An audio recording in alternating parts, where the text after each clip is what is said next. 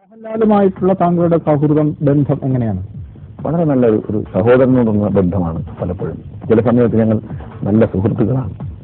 നല്ല ഒരു പരസ്പരം അങ്ങോട്ടും ഇങ്ങോട്ടും പല കാര്യങ്ങളും പറയുകയും നോളജ് പകർന്നു കൊടുക്കുകയും അതുപോലെ നല്ല അഡ്വൈസ് അങ്ങോട്ടും ഇങ്ങോട്ടും കൊടുക്കാൻ പറ്റുന്ന നല്ല സുഹൃത്തുക്കളാണ് ചില സമയത്ത്. പക്ഷെ ഞാൻ അദ്ദേഹത്തെ കാണുന്ന എൻ്റെ ഒരു ബ്രദറിനെ പോലുള്ള അത് മമ്മൂട്ടിയോട് കുടുംബവുമായിട്ടും താങ്കളുടെ നല്ല ബന്ധമാണ്. നിലയിൽ വളരെ അടുത്ത് ബന്ധപ്പെട്ടിട്ടുള്ള ആളുകളാണ് മമ്മൂട്ടിയും മോഹൻലാലും.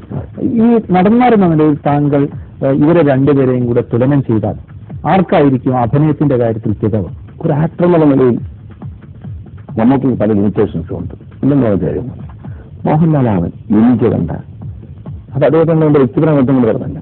യൂണിറ്റിയായി കണ്ടിട്ടുള്ള ഒരു ഏറ്റവും വലിയ നടൻ ആക്ടർ എന്ന് പറയുന്ന മോഹൻലാലാണ്. ഒരു സംശയമില്ല. മോഹൻലാലിന്റെ കൺപീലികളും നഖത്തിന്റെ അറ്റം പോലും അഭിനയിക്കും. നിർജീവമായ നഖത്തിന്റെ അഗ്രഹങ്ങൾ പോലും അഭിനയിക്കുന്നത് കാണാൻ നോക്കുകയും പലപ്പോഴും ഇതിന് സിനിമയിൽ അതുപോലെ നടന്നുണ്ട്. നമുക്ക് നല്ല സുന്ദരനാണ്. ഇപ്പൊ പഴശ്ശിരാജയൊക്കെ നമുക്ക് തന്നെ അതിൽ വെറുതെ കണ്ടിരിക്കാൻ പറ്റില്ല.